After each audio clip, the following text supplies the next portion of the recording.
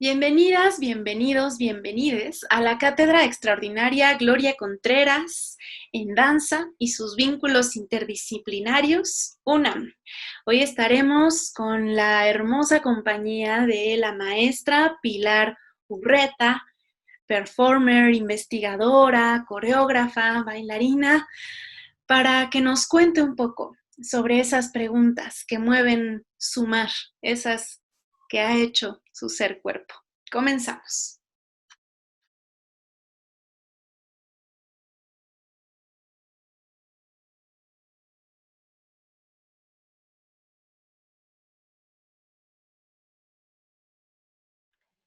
Pues qué honor, mi querida maestra Pilar Urreta. Gracias por acompañarnos en este espacio de intercambio, de diálogo, de generación de preguntas sobre tu ser dancístico.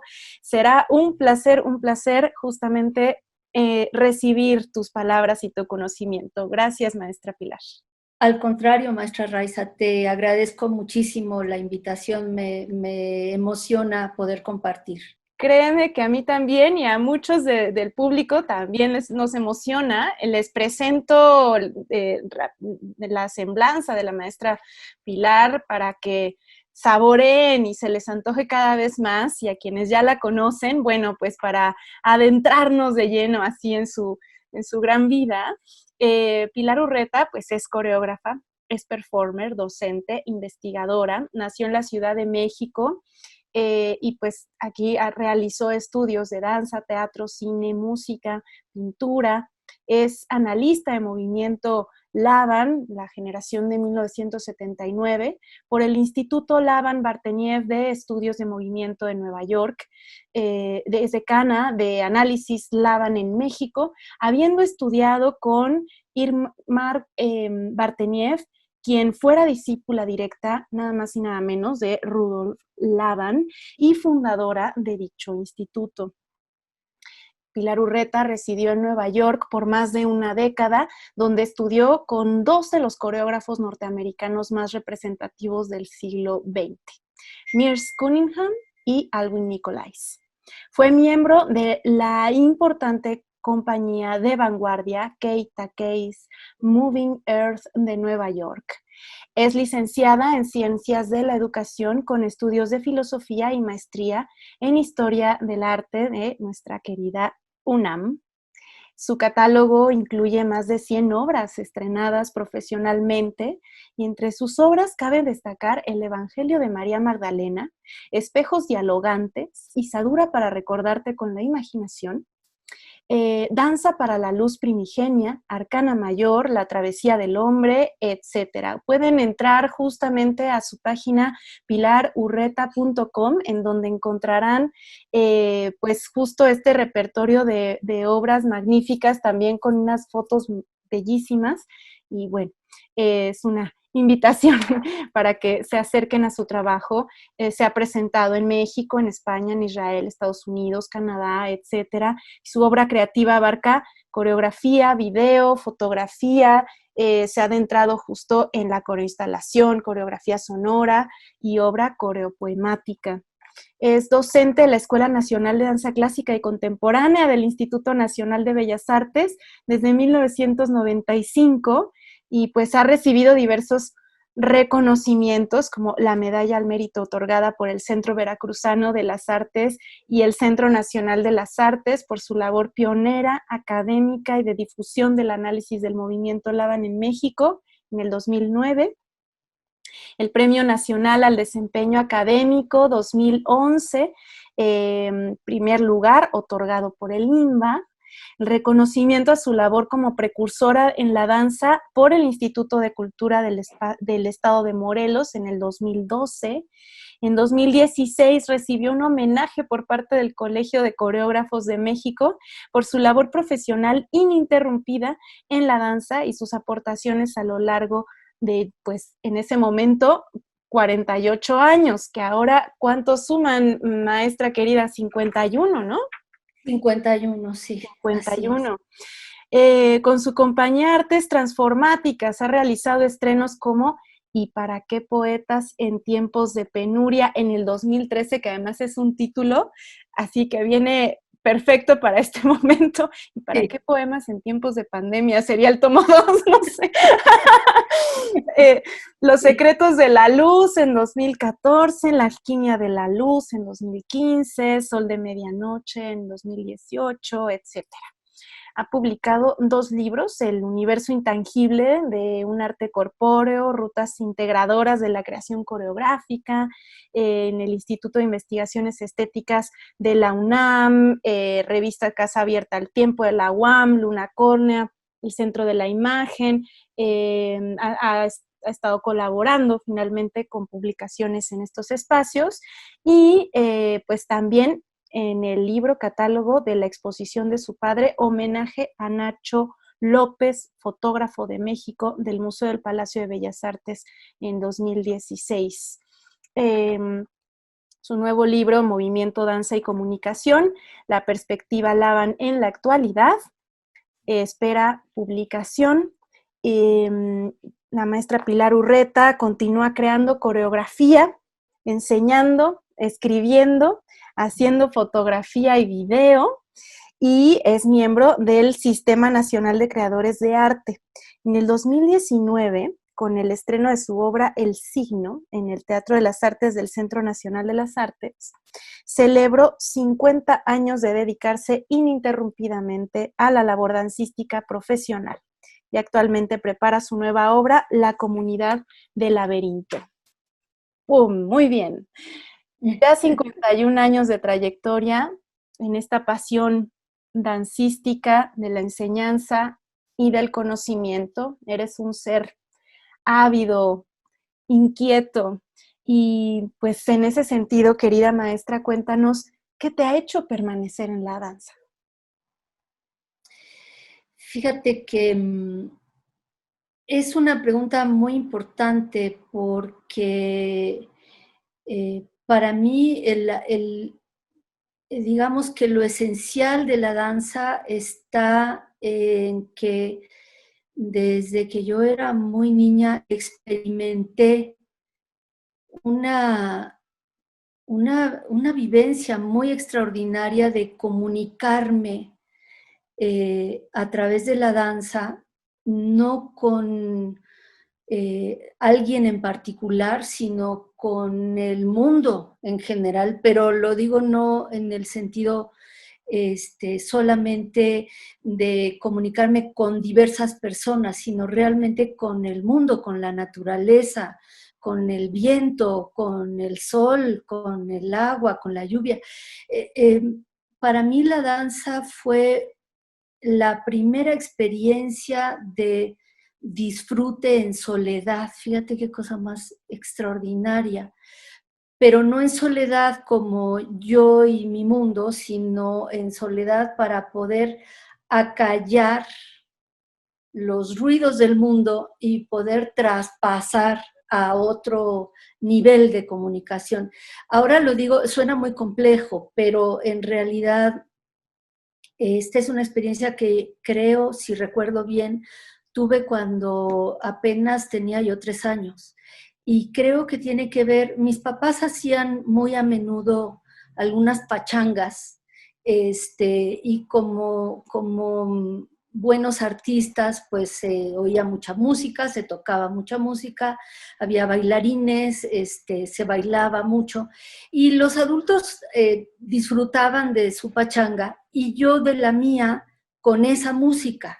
Es algo muy extraordinario, pero yo no formaba parte de la fiesta, aunque estaba en el mismo espacio, pero yo tenía mi fiesta con mi música, que era la de ellos, ¿verdad?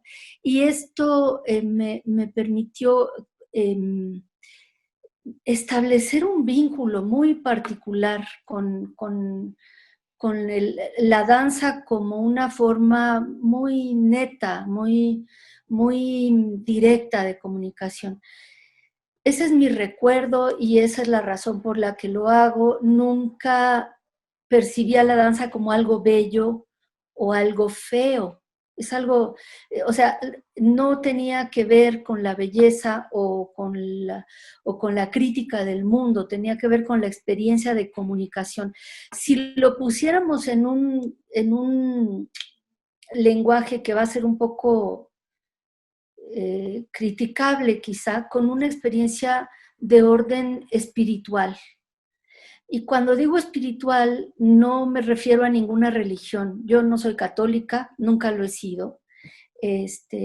Nunca fui bautizada, ni formé parte eh, no formé parte de ningún ritual de ese orden, ni religioso, ni dogmático. Cuando hablo de lo espiritual, me refiero a la experiencia de contacto, de vínculo muy profundo con la vida.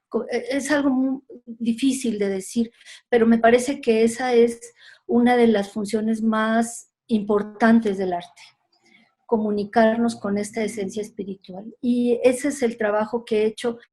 Puede confundir a veces el tipo de trabajo, por ejemplo, el Evangelio de María Magdalena, puede pensarse que tiene que ver con una cuestión religiosa.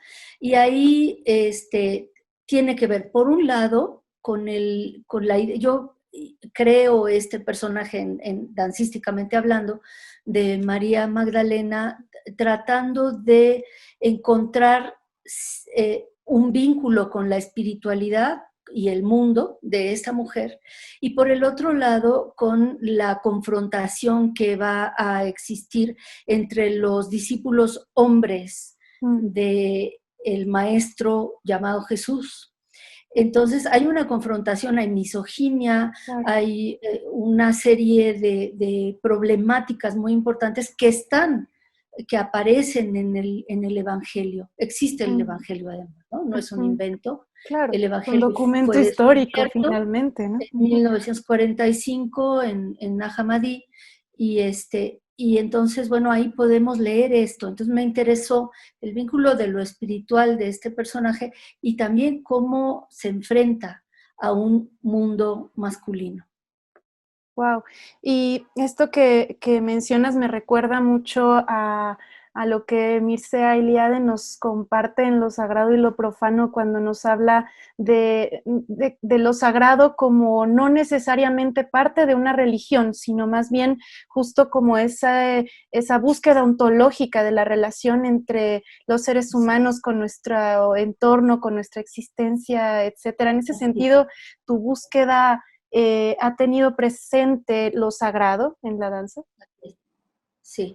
Sí, que a veces se confunde mucho, ¿no? Porque sobre todo las lecturas son complejas, ahorita que hablabas de Eliade, ¿no? Las lecturas son muy complejas en estos aspectos porque se trata, no es una traducción no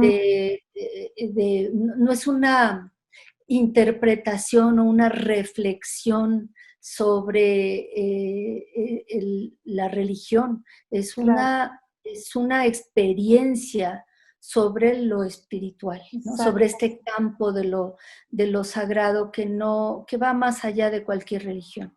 Claro. Creciste, justo ahora hiciste alusión a este ambiente familiar, creciste rodeada de artistas, ¿no? De música, de danza, de fotografía, ¿no? Y en este sentido, ¿cuáles fueron esas preguntas o esos cuestionamientos que te realizabas frente a ese entorno? Que seguramente eran un montón, pero compártenos un poco. Mi infancia no fue fácil y te voy a decir por qué. Mis padres eran muy apasionados cada uno del arte que ejercían. Y entonces, para ellos era de primera importancia su producción artística. Y yo fui hija única y tenía un universo que ellos me compartían por la convivencia, obviamente, pero pero no había un interés particular en mi desarrollo como individuo. Simplemente ellos dijeron, bueno, seguramente es una niña una chava que va a salir muy bien sin problema, ¿no? Entonces, pero esto me enfrentó a mucha soledad cuando yo era niña. Y yo creo que por eso la danza se volvió tan importante, porque era la manera de comunicarme conmigo misma, con el mundo, con los árboles, en fin, ¿no? Entonces, sin embargo, ya ves que en alguna perspectiva hindú por ahí dice que uno elige a sus padres, ¿no? Y entonces, y entonces bueno, a lo mejor los elegí si esto fuera verdad, porque yo sabía que de todas maneras me iban a regalar un bagaje cultural que sería muy difícil adquirir este, solamente viviendo y con la experiencia y la ambición de tener, ¿no? Lo que quiero decir es que yo viví la fotografía, viví la música, no la aprendí, no fui testigo de, yo estaba dentro de ese universo. Mi papá, siendo yo muy chiquita, cuando mi mamá se iba a trabajar,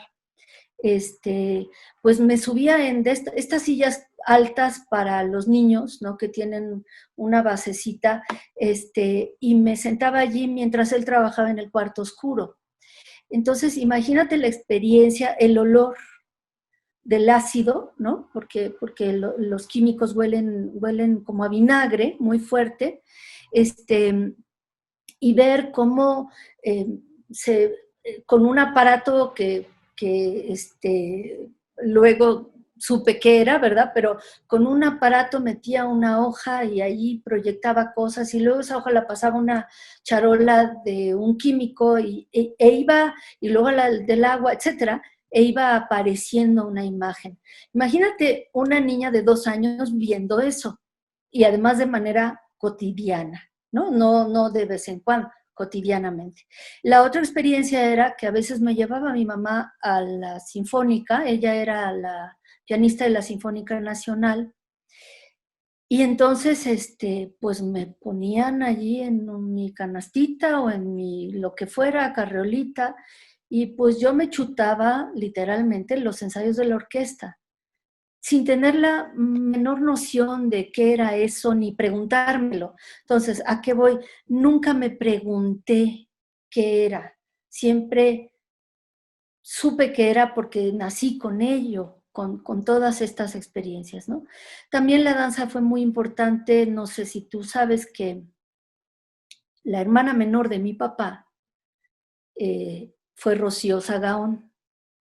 Entonces Rocío pues se convivía en la casa todo el tiempo, yo la vi bailar y tengo muy presente la imagen de ella, ¿no? Y de hecho fue una de las primeras coreógrafas con las que empecé a trabajar ya cuando yo era adolescente, ¿no?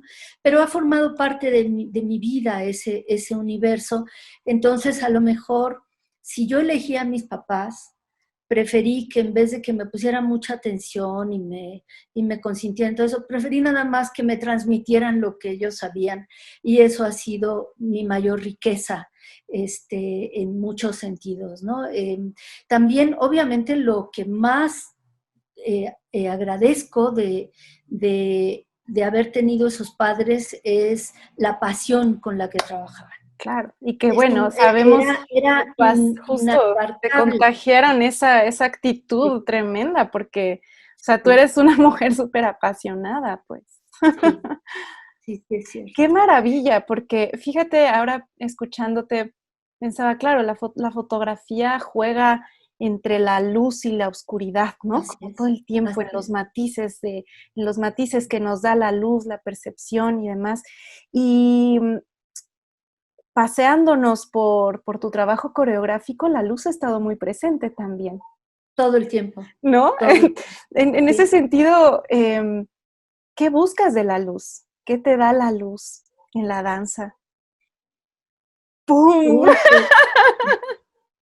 qué pregunta tan íntima, compleja pero íntima, ¿no? Mm, A mí me preocupa mucho el mundo, y más como está ahora, ¿no? Y me pregunto, ¿qué hace falta? ¿Qué nos hace falta a los seres humanos para ser más compasivos, para ser más comprensivos, más abiertos,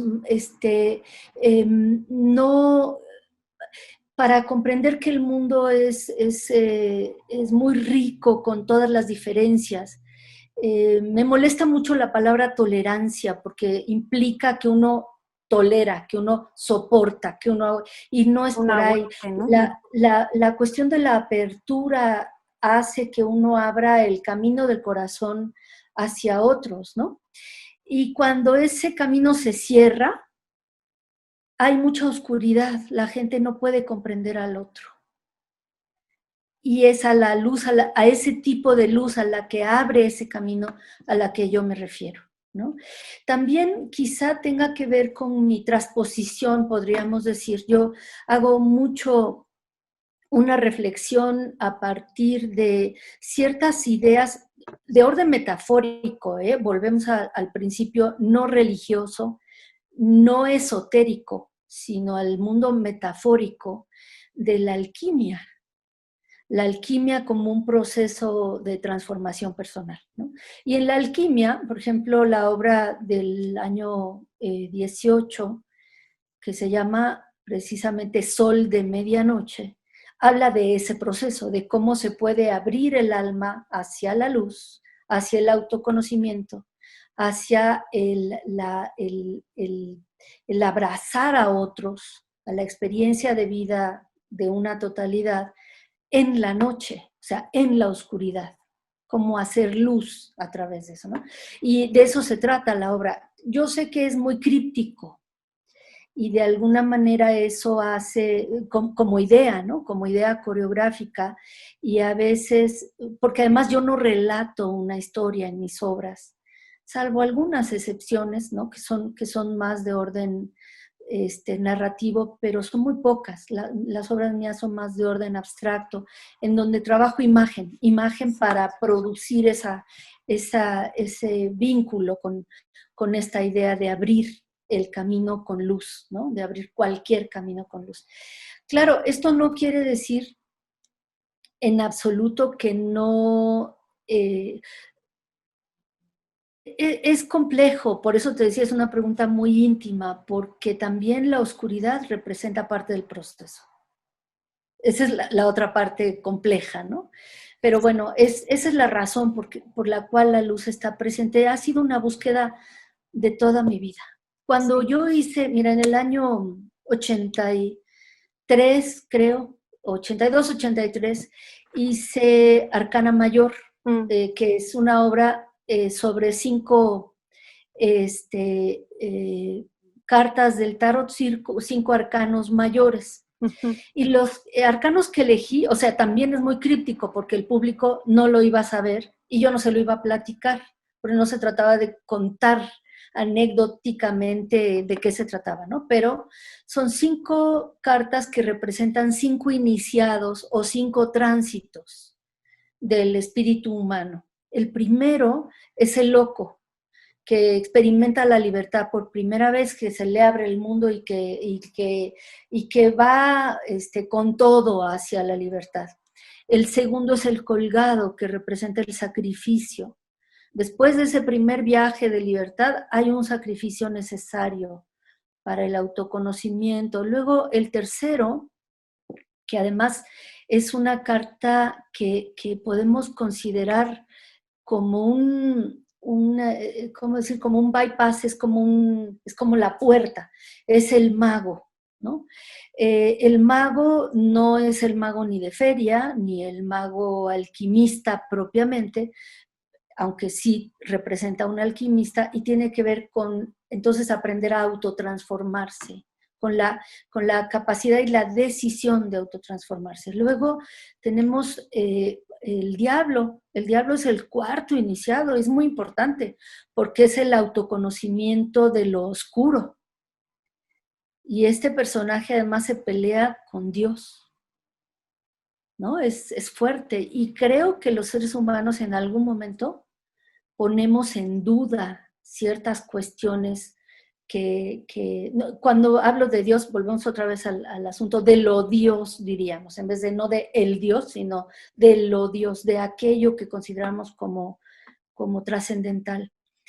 Y el último es el ermitaño, que después de todo ese tránsito en estos otros 4 estadios, 4 estaciones de la vida, va a encontrar su luz interior. Y entonces por eso también en las cartas, en el tarot, el arcano siempre va ilustrado con un hombre anciano que lleva una lámpara. Esa lámpara, esa llama, esa flama que está dentro de esa lámpara, es su espíritu, ¿no? Y con eso cierro el ciclo. Entonces, como verás, es algo que es una obsesión y encuentro muchas maneras de hacer esa obsesión de muchas formas, ¿no? Que creo que Wow. además es algo bastante, bueno, yo lo he experimentado observando otros coreógrafos que aunque hablen de muchas cosas, siempre regresan a una temática esencial, ¿no? Que cuando digo temática, nuevamente no me refiero a lo anecdótico, sino a un enfoque, a Una a experiencia, ¿no? a una experiencia, ¿no? A Ujú. una idea muy, muy profunda, muy concreta. Qué maravilla. Justo, pues Jung también ha estudiado muchísimo este ámbito, llevándolo al valor del símbolo, ¿no? Exacto. Es bien interesante, pues recordando también tu obra del 2019, tu pieza del 2019, ya celebrando esos 50 años de danza para ti y de creación, que la nombraste el signo, ¿no? Como esa marca en el tiempo que ha construido justo tu historia cuerpo, ¿no? Está increíble que además ahora menciones estos 5 estadios, estaciones de la vida, que está maravilloso la manera en la que lo mencionas, ¿no? Eh, Porque en efecto, pues son, digamos, como esas etapas que marcan momentos de transformación, ¿no? O sea, de la libertad al sacrificio hay una transformación, del sacrificio a la misma autotransformación, ¿no? Es una serie de significaciones o significados, ¿no? Que han trazado tu vida, ¿no? Hasta ahora. Sí, y que además para mí la danza es el camino para poder trabajar estas cuestiones del alma, del espíritu. Es el camino natural, es el proceso natural para andar estos territorios, ¿no?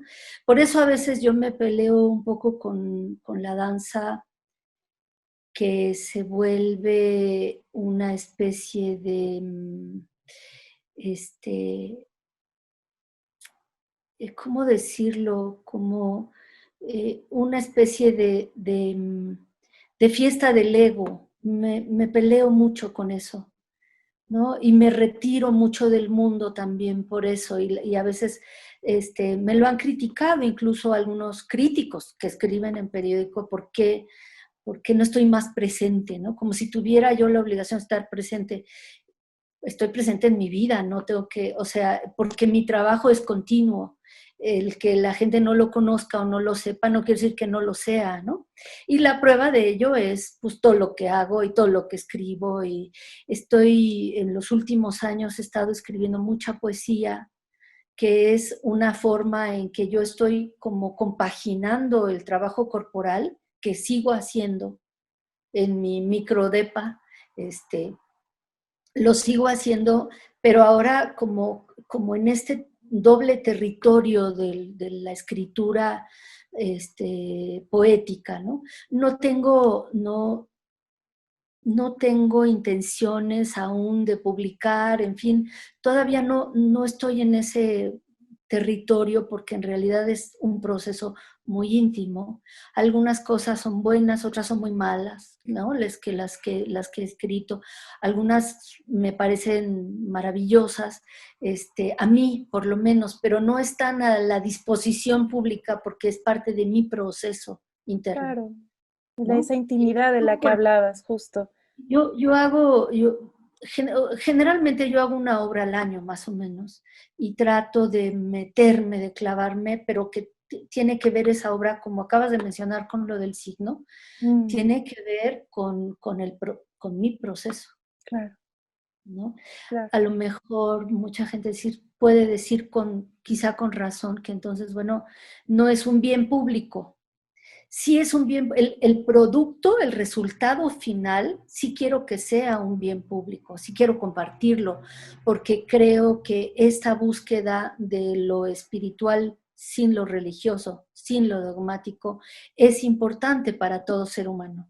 Entonces, en ese sentido, por eso es necesario ser compartido, pero para poderlo hacer, necesito entrar en ese proceso cada vez, ¿no? Sí. Porque si no se vuelve muy artificial. Es como justo lo que nos compartías hace un momento sobre la oscuridad y la luz, ¿no? O sea, la luz necesita también de ese proceso de la oscuridad y lo público necesita de ese proceso íntimo también, ¿no? Exactamente, Sí, exactamente. sí, sí, sí. Qué maravilla ahora que mencionas justo pues tu trabajo también en la escritura, en la poesía, que pues bueno, no sé si compartimos justamente esta idea de que pues la danza también escribe en el espacio-tiempo, ¿no? Y hablando de tu búsqueda sobre la metáfora, pues bueno, está también ahí trazada en el signo de la letra, ¿no? La metáfora en lo escrito, ¿no? Qué Sí. hermoso que sigas en eso. Y, y la obra también es el signo porque también marca igual como Exacto, estaciones en mi vida muy importantes, ¿no? Sí. claro. Em, para ti, ¿qué es lo que, qué es lo que te ha enseñado la danza? La danza, digamos, como este proceso justamente de conocimiento, mm, ¿qué es lo que te ha dado a ti como enseñanza? A mí me ha enseñado cómo comunicarnos de una manera transparente, lúcida, directa, sin los filtros que el lenguaje tiene, porque el lenguaje tiene muchos filtros y el lenguaje hablado es una estructura muy compleja que nos está reflejando también no solo como individuos, sino como parte de una sociedad, parte de una comunidad, de un gremio, etcétera, y que el lenguaje conlleva un montón tiene mucha complejidad porque también eh, expresa juicios de valor, valores sociales que a lo mejor realmente uno no tiene, pero que están puestos allí por la experiencia, la vivencia cotidiana, etc. Entonces, la danza me ha enseñado a comunicarme de esta manera directa, lúcida. Esa es una parte respecto a mí, mi propia corporalidad. No solo lo que puedo hacer, mis aptitudes, etcétera, sino cómo el cuerpo experimenta con la vida, con el dolor, con la alegría, con el disfrute, etcétera.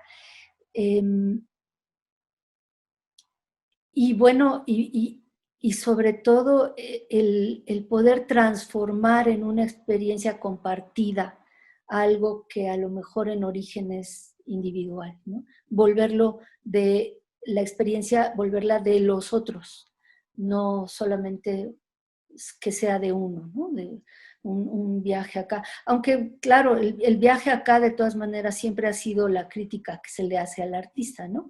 Especialmente en tiempos donde sí, hay desacomodo histórico o simplemente el artista va adelante 20 años o 30 años. Lo que le pasa a Nijinsky cuando él hace Consagración de la Primavera, que es un lenguaje corporal que en ese momento no se entiende, que dicen esto es una aberración de la danza, no es danza, ¿no? Y yo consideraría que es la primera obra contemporánea en el siglo XX. No otras, ¿eh? No Martha Graham, no Doris Humphrey, no Isadora, no Laban incluso, sino él es el primer coreógrafo realmente del lenguaje contemporáneo, del lenguaje de búsqueda vanguardista, no en el sentido de ir en avanzada, sino en el sentido de romper porque necesito decir algo con algo que no se ha dicho de una manera en que no se ha dicho.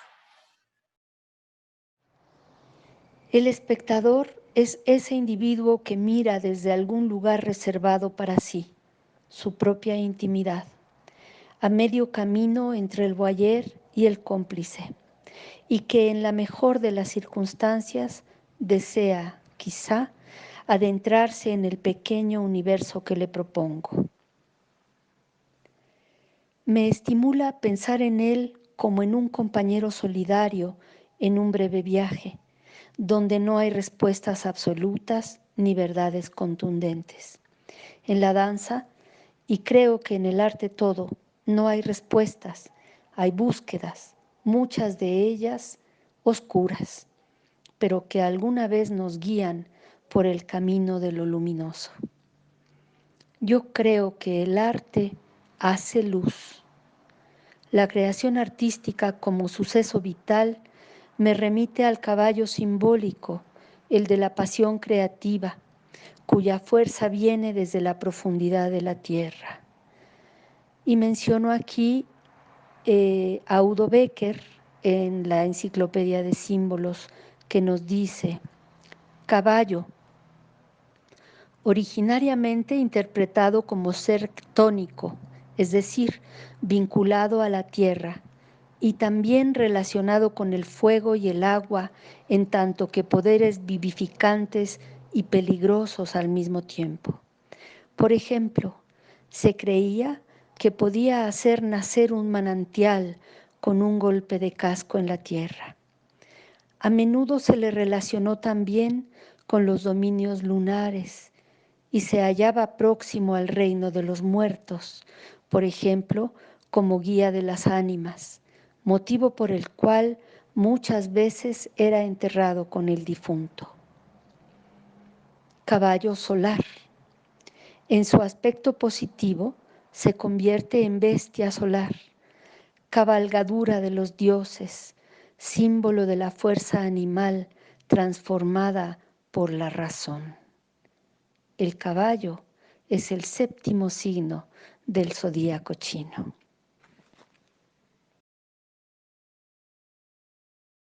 Lo escribí en mi libro, Rutas Integradoras, en un capítulo acerca del espectador.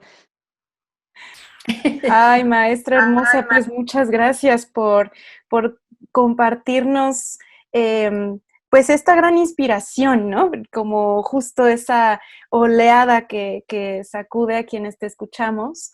De verdad es maravilloso. Hay mucho más que platicar. Digamos, contigo la charla puede ser interminable, ¿no? De tanto que nos puedes ofrecer. Pero bueno, sabemos que hay que buscar el cierre tal vez de estos espacios y Claro. en ese sentido pues te agradezco muchísimo esta presencia y esta generosidad tuya. Al contrario, te agradezco a ti por tu interés en que platiquemos, por ser un vehículo, un vínculo de comunicación pues, con otros, ¿no? Eso es importante. Te agradezco mucho tu labor, además. No, maestra, Muchas muchas gracias. gracias. Y pues gracias a quienes estuvieron acompañándonos en este espacio, en esta charla tan amena con nuestra queridísima maestra Pilar Urreta. Continúen siguiendo nuestras actividades en la Cátedra Gloria Contreras de la UNAM y Danza UNAM. Cuídense mucho, cuiden a sus seres queridos también. Y chao. Chao, maestra. Gracias. Nos vemos. Muchas gracias.